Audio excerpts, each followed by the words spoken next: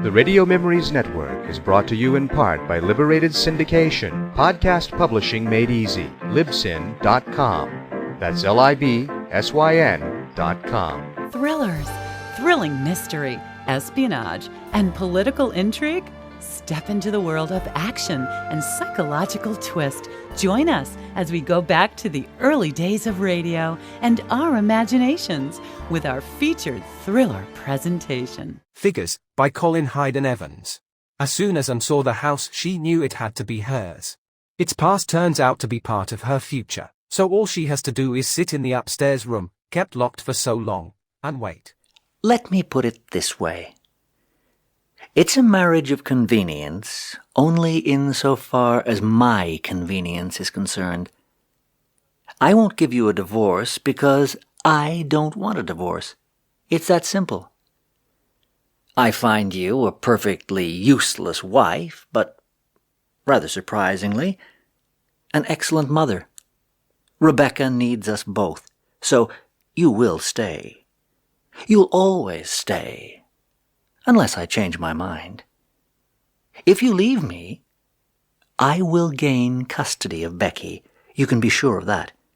And when I do, you will never see her again. You can go to as many lawyers as you like, and they to as many courts, but you will never see her again. Believe me. You're an infant, Anne. Just a kid in the games people now play. I grew playing those games, which is why I always win. Sorry. I'm sorry. What did you say? Your husband's Canadian. I was wondering if your husband was Canadian. Yes. Canadian. Following on later, then? Is it much further, Mr. Fuller?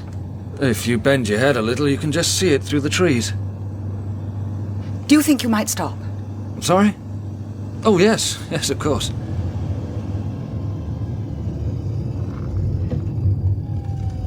It's a good view from here, actually. You can't see the outbuildings, but... How long has it been empty? Oh, getting on for 18 months. Mrs. Harding lived there before for years. She lived alone? As far as I know. She didn't need all the rooms, then? Most of them hardly need any attention. We have made an allowance. Did she live upstairs? She was getting on a bit. I think she preferred... Not to? I expect so. Right, shall we go on?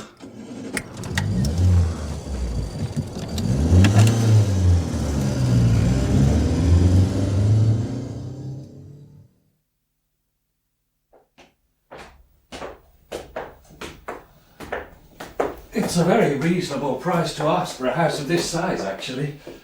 Especially as it comes partly furnished. She had no one left, you see. We're handling it for the executors. The door's locked, I'm afraid. We can't find the key. I'm afraid it's locked, Mrs. Simons. It is a very reasonable price, Mr. Fuller. I mean, it's unreasonably reasonable. Oh, a realistic figure, I'd say. Considering? I'm sorry? That you can't sell it? Oh, we will sell it. It's only fair to say that I have every intention of buying it. But I would be grateful if you told me, well, shall we say, what you'd first decided to keep to yourself? Mr. Simons... The house will be bought in my name. No mortgage will be required. Ah.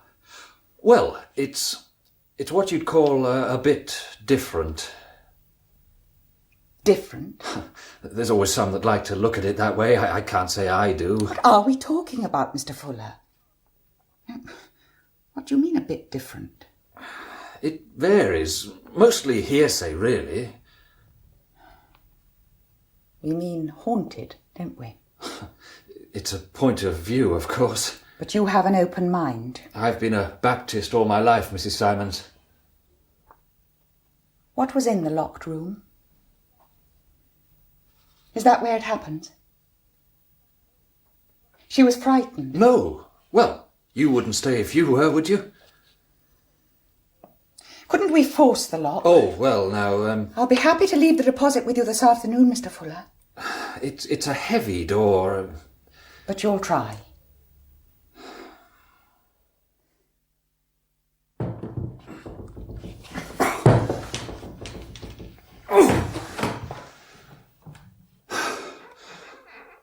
Well, it's as you see.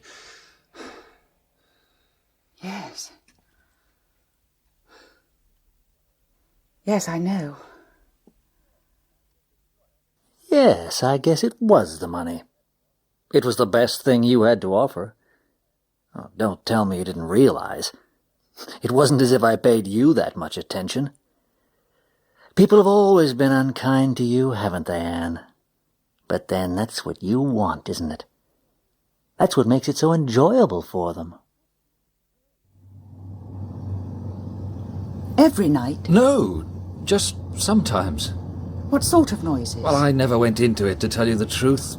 She used to tell my sister about it mostly. That's how I heard. They were quite friendly, Marjorie and Mrs. H. Shared an interest in African violets, you see. Marjorie's always been one for the African violets. Did she ever see anything? Mrs. Harding? Kept the door locked, hardly went upstairs.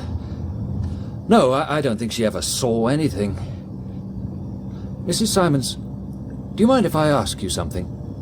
Why I want to buy the place? You were right, you know. I can't sell it. That's really rather honest of you, Mr. Fuller. You don't want me to buy it. Somebody has to, I suppose. Especially not me, would you say? Well, you knew about it, didn't you? The others, they found out, you see. Half the village always fell over itself to tell them. But you, well, you seem to... No one came to any harm, did they? How do you mean? There was only the noises. Oh, yes. No, it didn't harm anyone, as far as I know. I suppose it's just a way of looking at it, isn't it? If you're not bothered, well, it's all right, I suppose.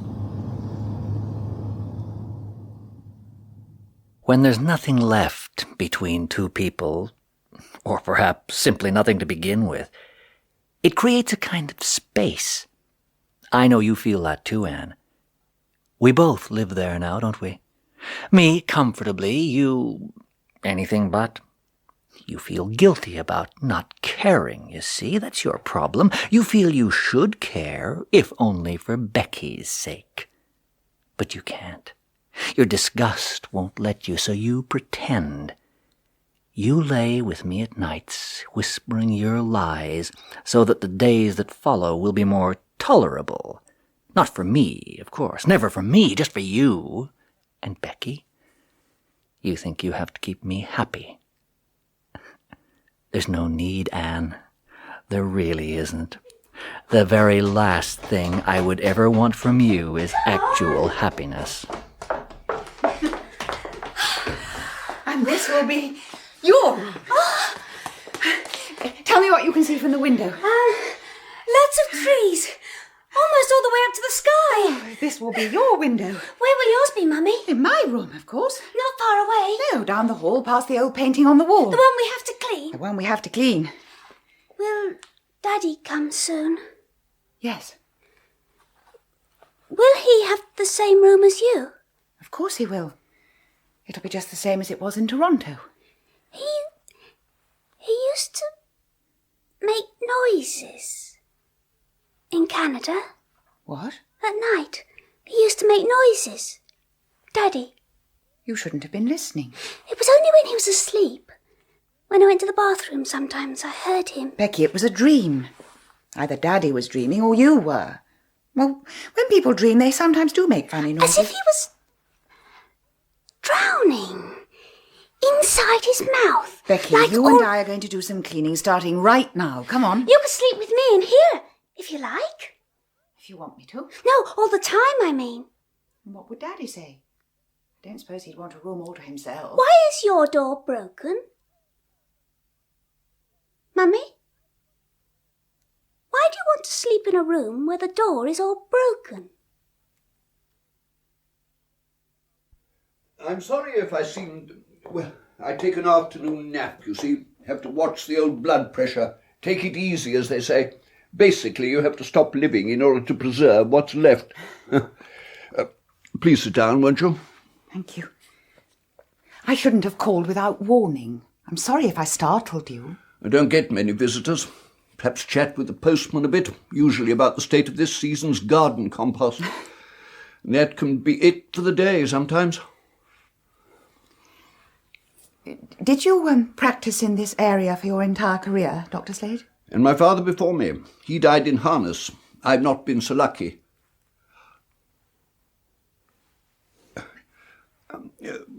Can I offer you some tea, perhaps? I really only came to introduce myself. We're each other's sole neighbours, after all. I'm sorry. Have I said something? You were staring. You bought the place, then? The house? Yes. We hope to move in properly when my husband arrives. He's in Canada at the moment. The previous owner, Mrs. Harding, I understand she lived at the house alone. You were her doctor, weren't you? Yes. She lived on the ground floor only. She was arthritic. I advised her not to tackle the stairs. Can I ask you a direct question? Would you mind? What I mean actually is, will you give me a direct answer? You won't ever visit us, will you? You've no intention of setting foot in that house again. Fuller told you that? He said only that you'd heard, well, what people do here. I can't claim uniqueness on that score. Quite a few had. Peggy Harding lived with it for years. She didn't mind? She didn't mind? It ceased to be a problem for her. I mean, if your central heating plays up occasionally, you don't turn a hair, do you? It's only the not being able to put a name to the noise that disturbs. Unease is often due to no more than a lack of adequate explanation, don't you think? Besides which, her hearing wasn't up to much. Fuller said you saw them. He said you went up to the room. The noises were particularly bad that night. Mrs. Harding had phoned you. He said you saw them. And you are suggesting that I shouldn't have believed what I saw? No, I didn't say that. You know, as a doctor, you become quite familiar with the fact that people can, given the circumstances, see things that aren't actually, well, real, shall we say. Put enough gin down someone for a set number of years and you'll produce the effect beautifully. It rather depends what we mean by real, I suppose.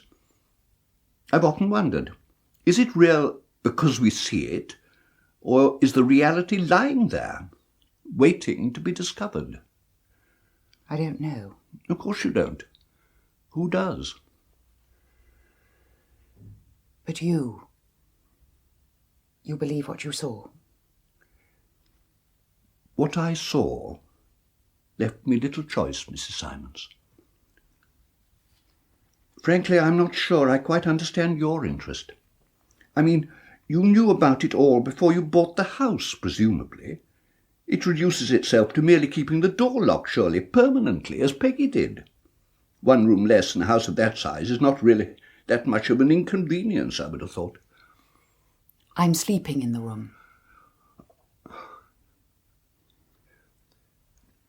Mrs. Simons, what do you want?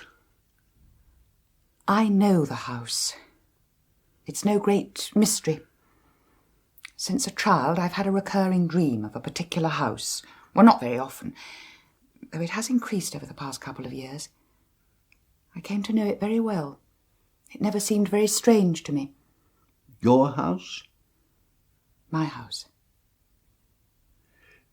Did you dream the house was... In a way.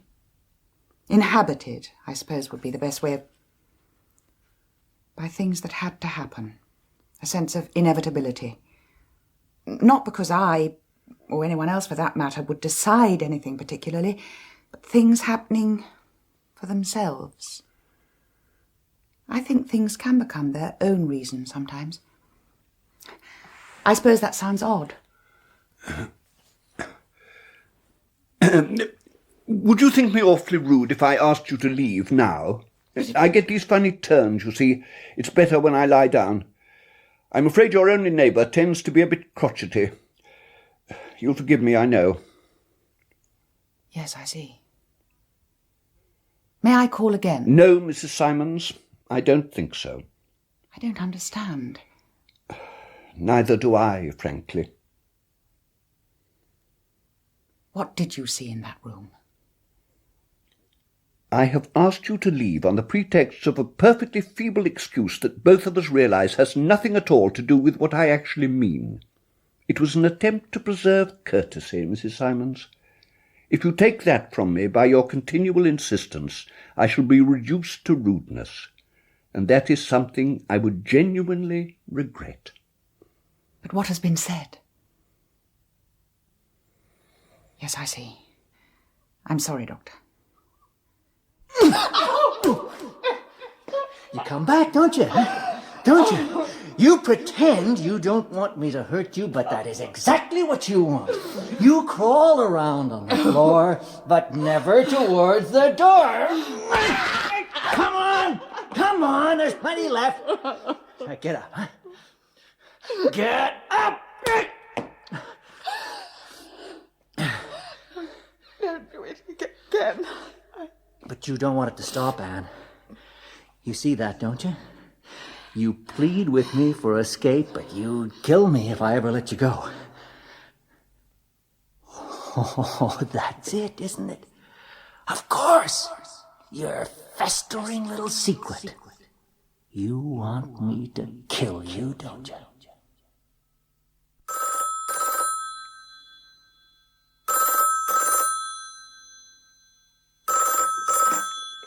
Yes?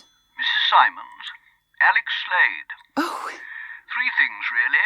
Firstly, an apology for my boorishness the other day. No excuses, just the apology. Ill-mannered and no two ways about it.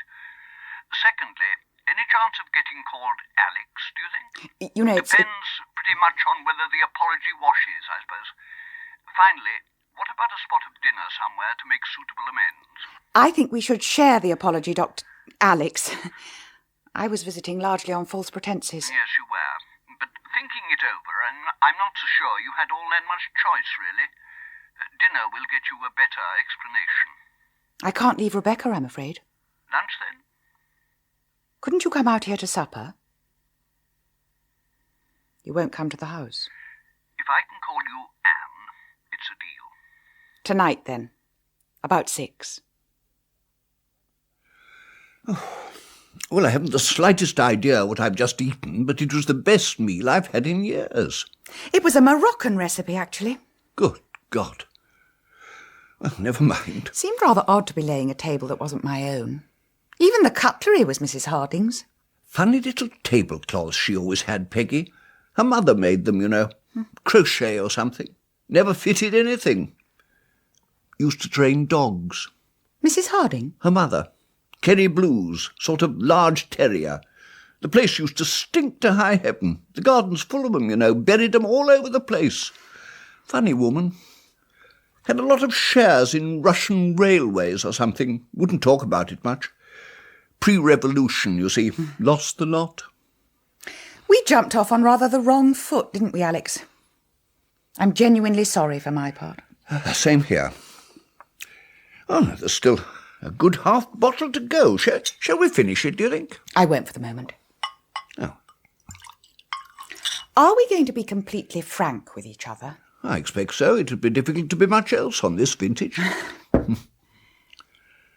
When we first met, I asked I you... think I must ask you something first. It'll probably sound a bit, well, personal. You'll just have to take it on trust that it might have some bearing on what you want to know. Are you happily married, Anne? My marriage is like sitting in a very cold room. A room made empty by another's company. I will have that glass of wine. Ah, good. Is that all? I polished off the rest, I'm afraid. I'm sorry. Is that all you want to know? Oh. You've slept here? I've been sleeping in the room, yes. You know that. And? Nothing. Nothing has happened, Alex. I've slept more soundly than I can ever remember. When is your husband... Next week. I don't have the exact date yet. What then do you want to know from me? What you saw, I suppose. I'd gone to bed fairly early. Ruthie, my wife, had stayed up because the cat had gone missing or something. Anyway, I must have dozed off because the next thing I remember was her nudging me awake. The phone was ringing. It was getting on for 2 a.m. It wasn't as if I was even on call. It was Peggy Harding. I'm sorry to call you, but they're very strong tonight.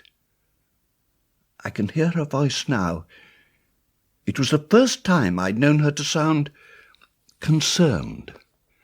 But you knew about it before? Oh, yes, we'd all lived with it for years. It's surprising what you get used to. Though I'm damned if I know how Peggy stuck it out alone. What happened? She was in front of the fire when I got there, downstairs, huddled. It wasn't cold. She just looked at me. She was always very matter-of-fact, was Peggy. Didn't treat it exactly as a joke, but never made too much of it either. But that night she was... Well, I just wish she hadn't looked at me quite like that. I hadn't been in the house a few minutes when the noise became even worse. Banging. Thumping, really, and dragging something. In the room? Only in the room? It was always in the room. I think they want someone to go up, Peggy said. I think it's their way of asking. I remember thinking what she meant by they. How she knew. I didn't ask. I didn't want to know, really.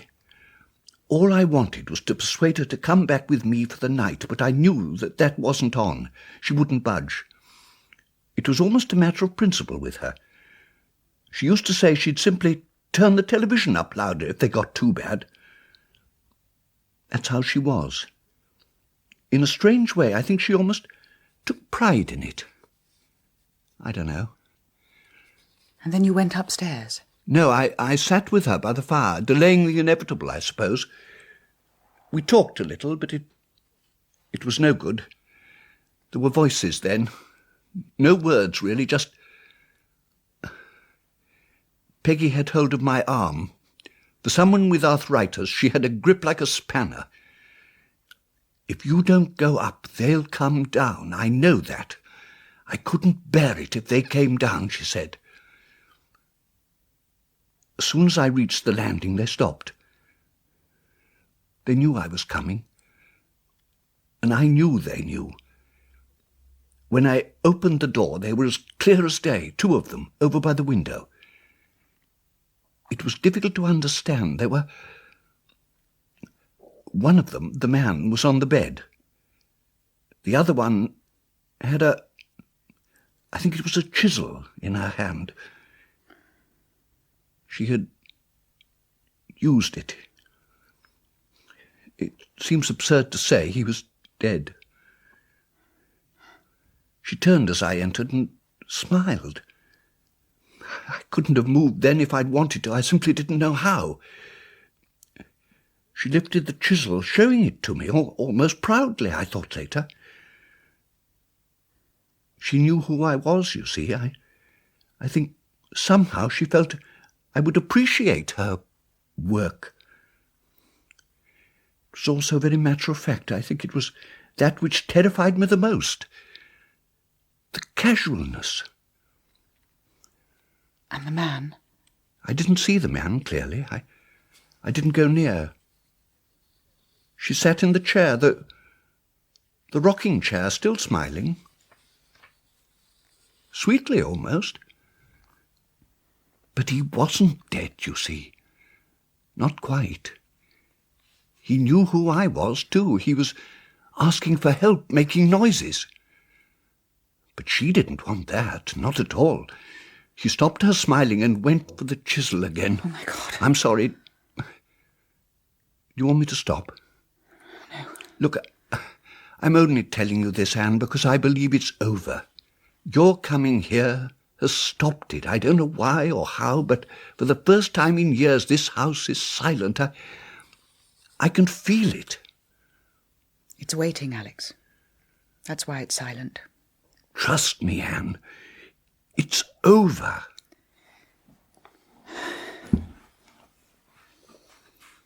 Sherry?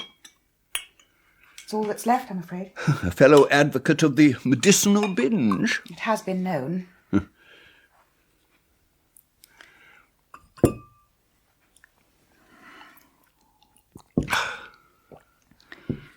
When I was very young, we lived in the country. Not so far from here, actually. My father and I used to drive to the nearest town in a pony and trap. Oh, it was only for fun, really. He knew I enjoyed it. One day, there was an accident. The axle snapped. My father was pulled from the seat by the pony. He was caught up somehow on the spokes of the broken wheel. I could only watch, listen to the noises he was making. He couldn't speak, only with his eyes. They had to cut him out eventually, only his clothes, but it seemed with all the blood, it seemed as if they were actually cutting him. I was only a child. That's how it seemed to me. They took him to a house nearby, but he was dead before they could find a doctor. I couldn't move, couldn't help. It was soon after the accident that I first began dreaming of the house. That might explain a lot, you know. Perhaps your dreaming down the years somehow, well, haunted this place. It made your pain come alive in a very peculiar way. It wanted life. It wanted to be seen in a way that it had not before. It took form in those figures. They existed on behalf of your guilt, I suppose. Now it's out in the open. There's simply no need for them anymore. Your considered diagnosis, Doctor? Well, if it's wrong, Anne, it can't be far out. It fits the facts, such as they are. Look, nothing has happened since you arrived. You said so yourself. But I was expecting it to. Inside. The dream had gone. There was nothing left. What you were expecting was no more than the memory of what you've been living with for years. How can you be so sure? Well, I'm not. And if you're wrong? So what? Anne, nothing is happening. Last night, apparently, they took him into the cottage hospital, but I believe they're moving him to the general later in the day. Is it serious? Yes, I think it probably is. It's the old trouble, you know. Thank you for calling, Mr. Fuller. It was nice of you. Oh, not at all. Thought you'd want to know. Anyway, how are you settling?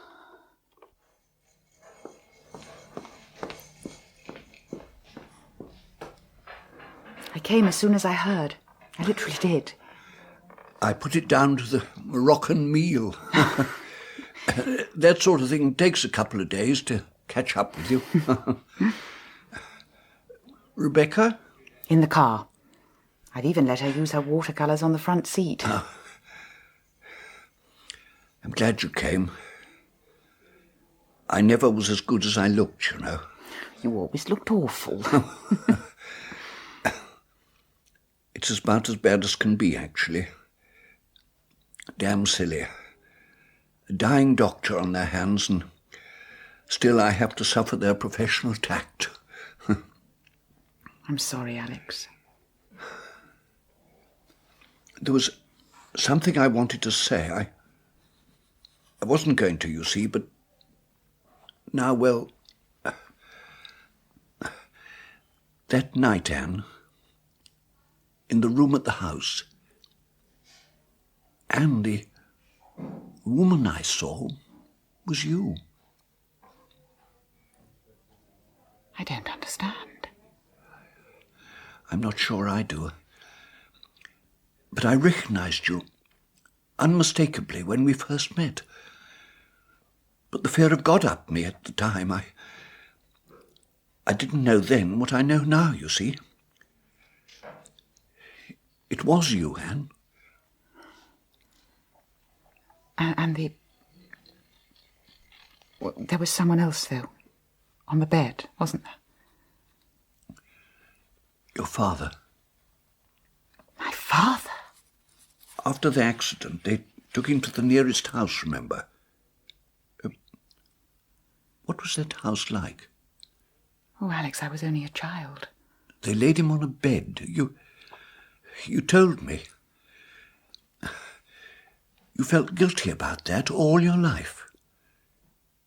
You thought you'd killed him, or at least had been the cause of his death. How did they free him, Anne? What? From the wreckage of the cart. How did they get him free? I don't know. Someone used a fence post as a lever. Oh, there was a local workman. He had tools. He used a chisel, didn't he? The chisel I saw in your hand that night. The dream is over, Anne. I don't know why or how, but it has stopped. There can only be peace left for you now. That makes me very happy.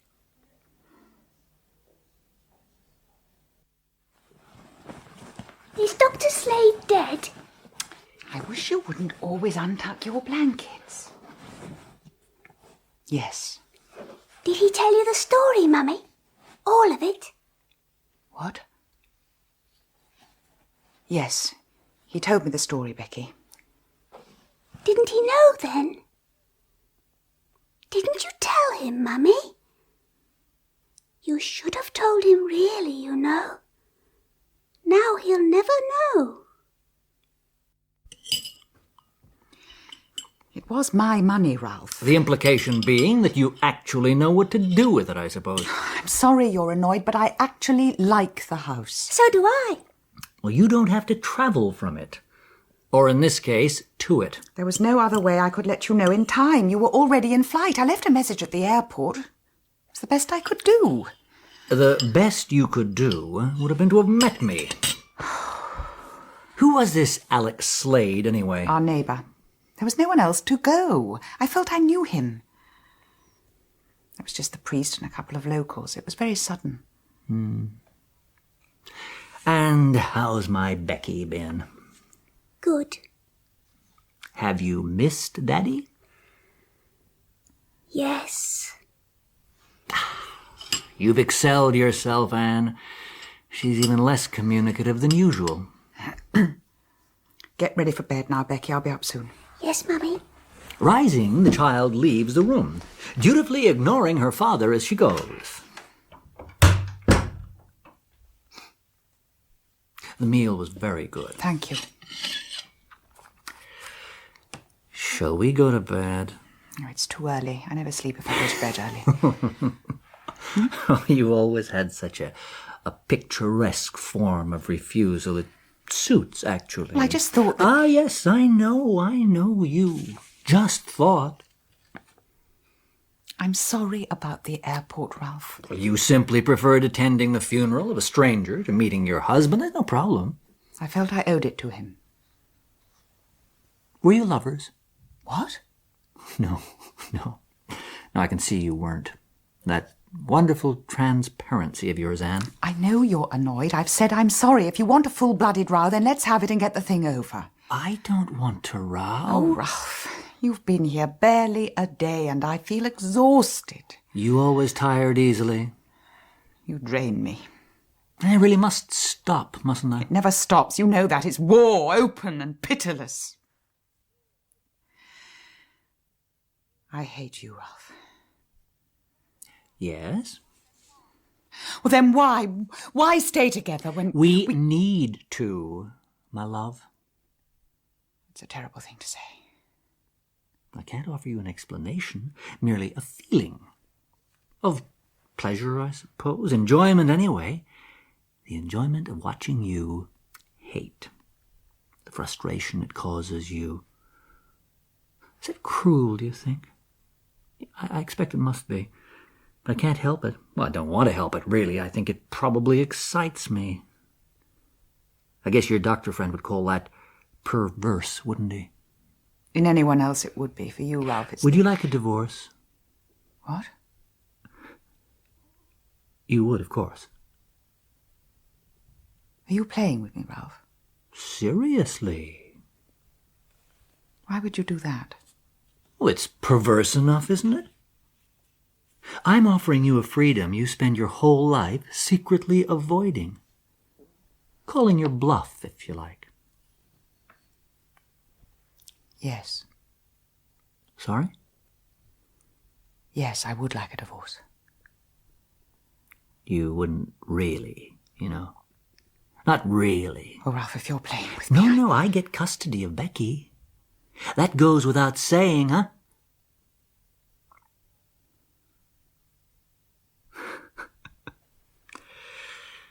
Shall we go to bed now?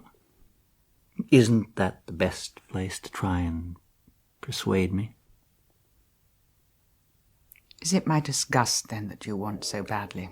Anne, you're not being honest again. I know you. No, oh, yes, I'm afraid I do. I know you need to wallow, too. Your guilt, you see. Where would you be without it? I have to be in London in the morning. I won't be back late.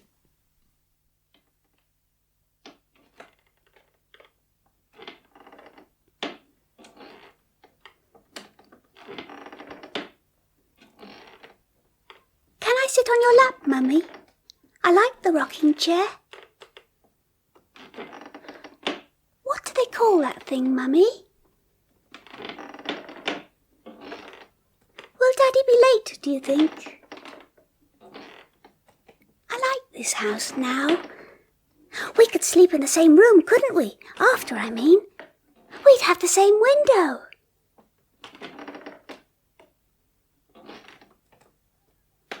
I'll go downstairs when Daddy comes, shall I?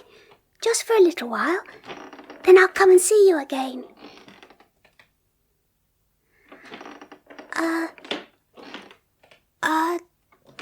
Chisel. That's what Dr. Slade called it, didn't he? It's very sharp, isn't it?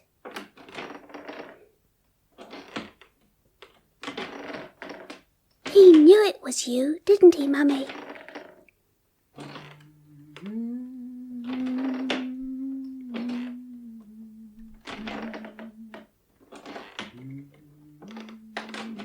Wasn't it silly of him to think it was Grandpa on the bed?